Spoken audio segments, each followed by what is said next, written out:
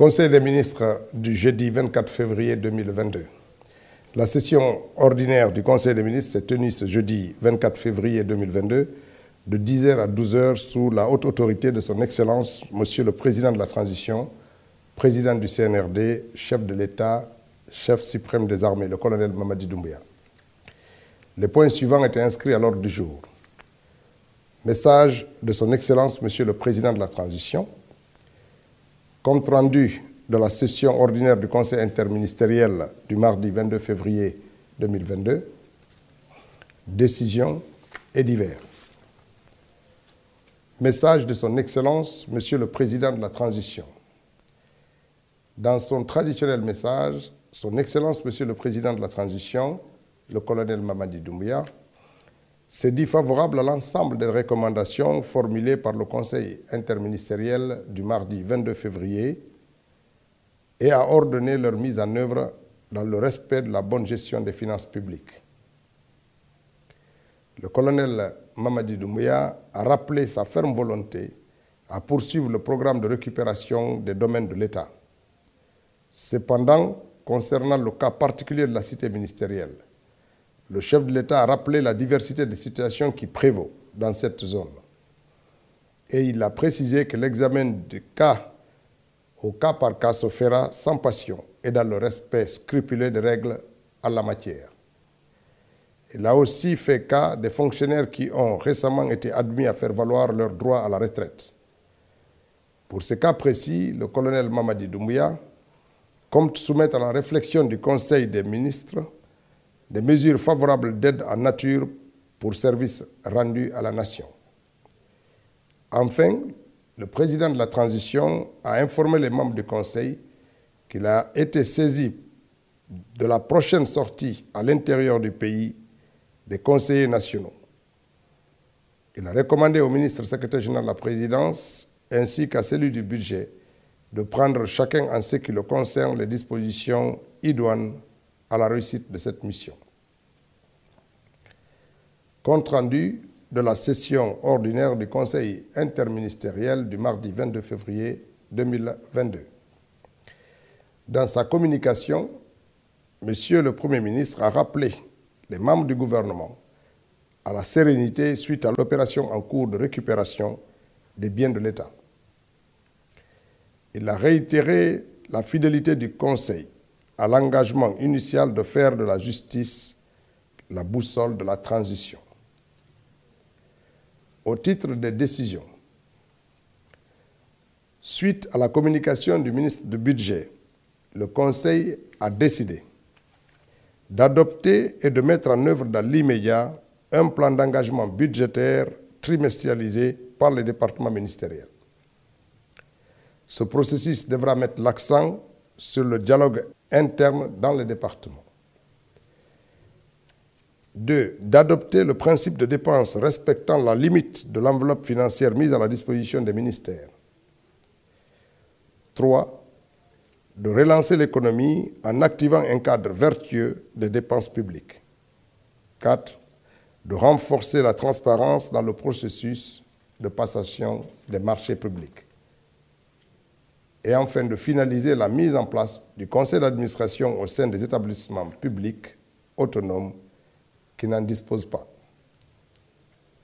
Après la communication du ministre de l'Urbanisme, de l'Habitat et de l'Aménagement du territoire relative au mécanisme de financement du logement social, à la rénovation urbaine et à la gestion des baux, le Conseil a décidé de mettre en place une commission interministérielle présidée par le secrétaire général du gouvernement, composée des ministres en charge de l'habitat, de l'agriculture, de la pêche, de la fonction publique, de l'administration des territoires, du budget et des finances. Cette commission sera chargée d'analyser et de faire des propositions concrètes sur le financement du logement en Guinée. D'assurer le respect des prérogatives de l'ensemble des acteurs publics qui interviennent dans la gestion des baux. Le ministère de l'Aménagement du territoire est en charge de la délimitation des zones des collectivités locales, de l'attribution et l'administration du territoire, de la coordination. De produire et de mettre en œuvre le certificat d'immatriculation sécurisé du droit d'usage foncier mis à disposition par le ministère de l'Économie, des Finances et du Plan. Concernant la communication du ministre du Travail et de la Fonction publique relative aux services privés d'emploi, le Conseil a décidé de prendre une directive appelant les entreprises à corriger les manquements à la loi du travail. Cette directive doit comporter les mesures suivantes. En ce qui concerne le ministère de la Fonction publique, exiger l'intégration progressive des travailleurs liés au cœur du métier des entreprises minières dans l'effectif des dites entreprises. Exiger la mise à disposition de la Caisse nationale de la sécurité sociale des travailleurs devant aller à la retraite. Exiger l'élaboration de la classification sectorielle assortie d'une grille de salaire pour les employés des sociétés de prestations et de sous-traitance. Exiger la reprise des visites médicales annuelles obligatoires de tous les employés et des sous-traitants. Exiger à Russal la rénovation et l'équipement de l'hôpital Péchinet de Fria et le respect du SMIC qui s'élève à 440 000 francs guinéens. En ce qui concerne le ministère de l'Environnement, exiger le respect des normes environnementales contenues dans les conventions minières et ratifiées par les conventions internationales, par notre pays. En ce qui concerne le ministère des Mines, exiger le respect des obligations en matière d'investissement et de protection de l'environnement contenues dans les conventions.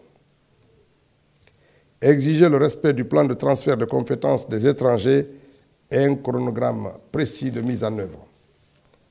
Exiger la production et la mise à disposition des rapports annuels des emplois tenus par les Guinéens. Mettre en place sans délai une commission interministérielle de suivi de l'application des recommandations sus-énumérées. Au titre de divers, le ministre des Affaires étrangères a informé les membres du Conseil de la situation en Ukraine et particulièrement celle concernant la sécurité de nos concitoyens qui y résident. Il a été envisagé d'observer l'évolution de la situation avant toute réaction du gouvernement. Le ministre de l'Enseignement supérieur a informé le Conseil de la reprise des Jeux universitaires. Il a porté également à l'attention du Conseil de la tenue de la réunion du Conseil africain et malgache pour l'enseignement supérieur, CAMES, des universités à Conakry le lundi 27 février prochain. Le ministre secrétaire général à la présidence a informé le Conseil de la création d'un parc automobile dédié à faciliter les déplacements dans les missions officielles de l'État. Le ministre des Affaires étrangères a rendu compte de la mission de Dubaï lors du Guinea Investment Forum. Il a informé le Conseil de la signature hier, jeudi 23 février à Conakry, d'un accord de subvention de 23 millions de dollars avec l'ambassade des États-Unis en faveur du secteur de la santé. Le secrétaire général du gouvernement a informé le Conseil de l'organisation du séminaire gouvernemental à l'intention des secrétaires généraux et des chefs de cabinet le 25 et 26 février prochain.